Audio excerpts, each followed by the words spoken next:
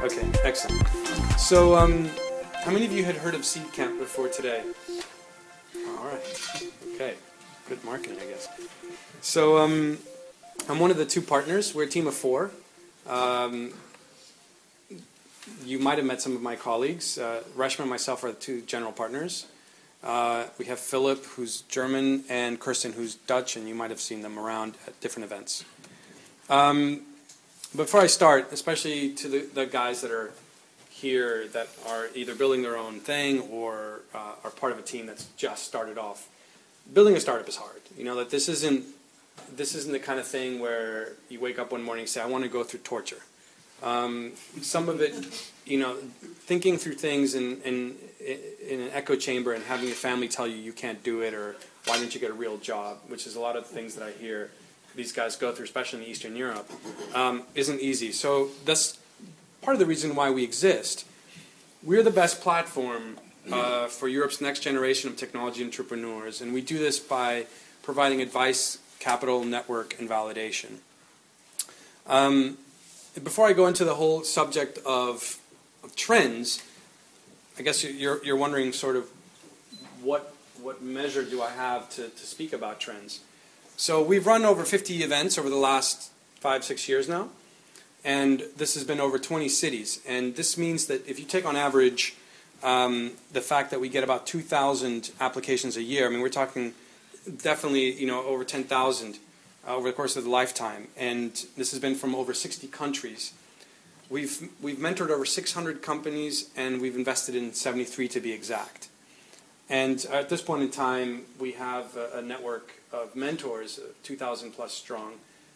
Easy actually is also one of our mentors, and we have other mentors here as well.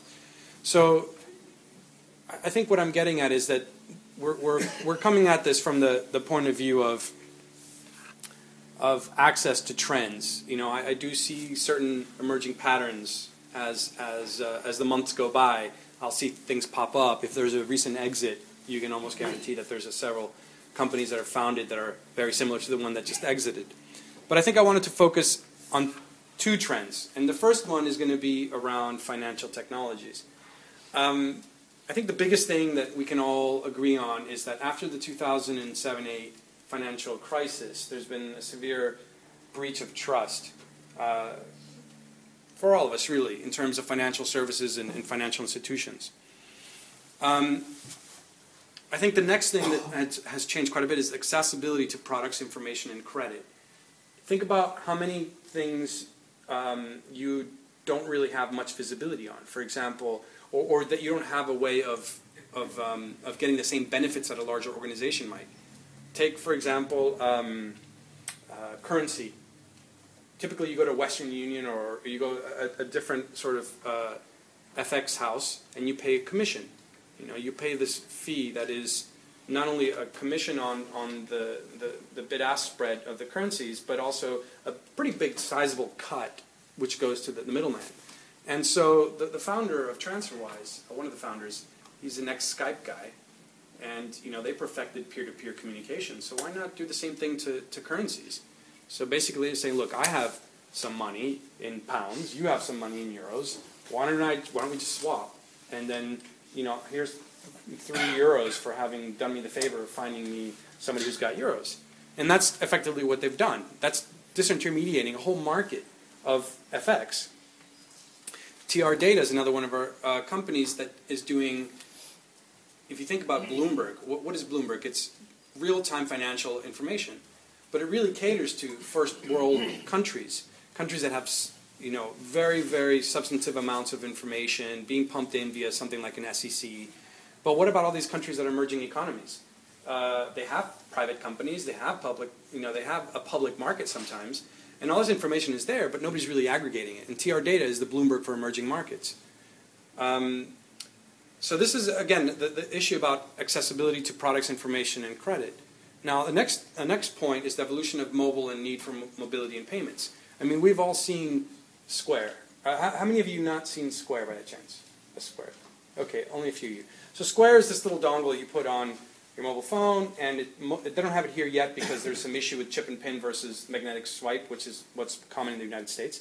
But I think that the key point for me was, in San Francisco, I was in a cab, and the cabbie had, the perfectly normal credit card transaction system, the classical one that all the cabs are issued from the cab company. And he had his mobile phone with the square thing.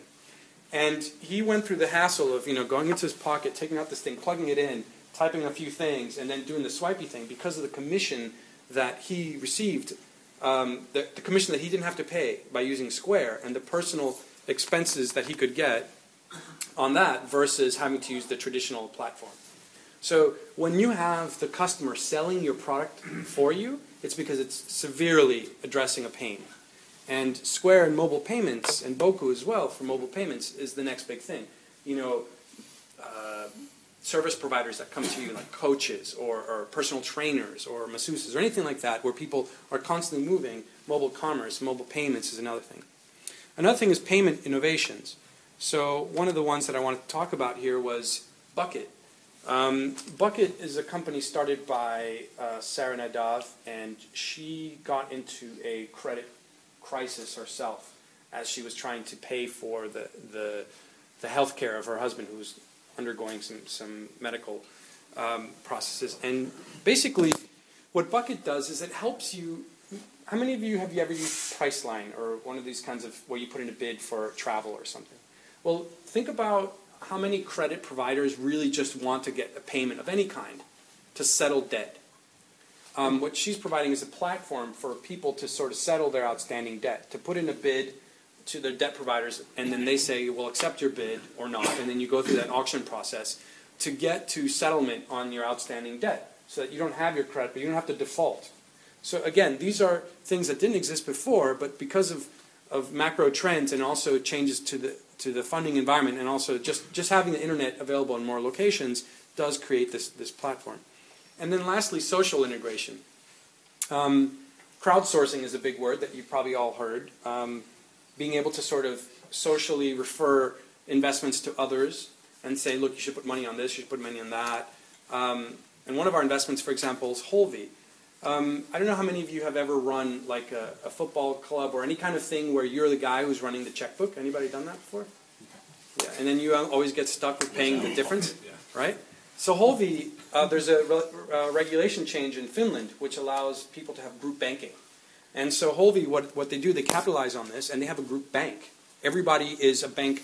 They're an owner, mutual owner of that account. You can all log in, see who's paid, who hasn't, and all make you designate a few people. But for the most part, the money comes out of the account that you all contributed to, as opposed to the account of an individual who gets screwed. So basically, those are all things that I'm seeing in terms of financial technology innovation. Another area that I'm seeing a lot of innovation around are retail technologies. So this is being affected largely by the impact of mobile commerce. I mean, I'm pretty sure all of you at this point in time have gone to a store and been like, yeah, let me check to see the price on my mobile phone. Right? And you either walk away because it's too expensive, or you might actually buy it there on your mobile device. So POC Studios is trying to address this issue by creating a platform that allows a mobile presence for retail locations. So if you're there in the store, if you wanted to check out on your mobile, you could, but you can also do that remotely. And this enables retail companies that have never had a mobile presence to get there far quicker. Then there's the evolution of in-store experiences. Take, for example, IKEA. How many times do you go to an IKEA or something like that and see, oh, well, this is a great chair, this would look great in my living room.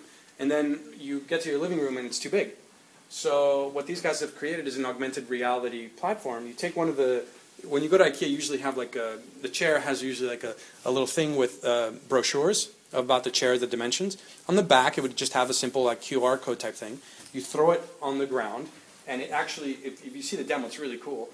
You can actually rotate the paper, and the furniture moves around in 3 dimensions, and it's actually accurate to the dimensions. So you can look at it through your mobile phone or your iPad and see how that furniture matches color-wise and texture-wise to the furniture you have existing, and also the dimensions so that it fits.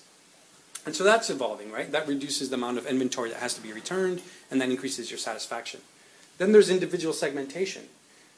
How many times have we felt like the brands just threw stuff out there, and expected us to figure out which one are the ones that appeal to us through endless hours of curating. Well, Brand ID, for example, Branded is one of these new innovations. They're the store for men who hate shopping. A lot of the shopping experiences for men right now are really the pink turned blue on the websites. You know, they expect men to go shopping the same way that, well, you know what I mean. And so, you know, men, we don't have the patience to go online and be like, oh, let me look at the different socks. And what they've tailored is an algorithm that really determines quickly what is it a guy likes. And they do this through a combination of humor and also algorithms that help optimize that. I mean, if you guys want to do this just for entertainment value alone, go to getbrandid.com and you'll really get a kick for the way that they determine that. One of my favorite ones is it asks you what the offside rule is in football to determine whether you're a man.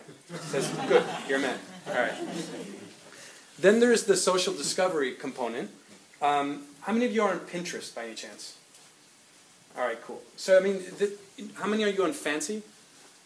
Okay, Fancy is my favorite, my personal favorite.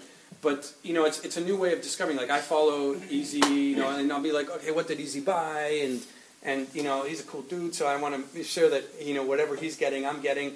And so that way you're constantly engaged with your friends and finding out what it is that interests them, and then you can also make social decisions. And, you know, the companies are pushing this because it helps their conversion. If you find influential people, you can cater to them, which then cater to the individuals who follow them. And lastly is the differentiation between the companies that are trying to enter this market from the big players. Amazon and all these large retail stores have lots of inventory, but as a small player, how do you make your presence known in this? Take, for example, Von Privé or any other of these vertical type marketplaces, either luxury or sport or whatever. And through companies like Edited, who curate, for example, the fashion market, they help provide all the analytics for the fashion market to determine what are the trends right now in fashion so that you can make structured decisions about what inventory you would like to choose versus not, so you don't have a high return rate. And so those are the technologies that I've seen in retail. And as I said, all these companies that I've shown here are companies that we've met and invested in over the course of the last 6 months. And really, that's the two biggest trends that I've noticed in terms of applicants and in terms of sort of emerging technologies.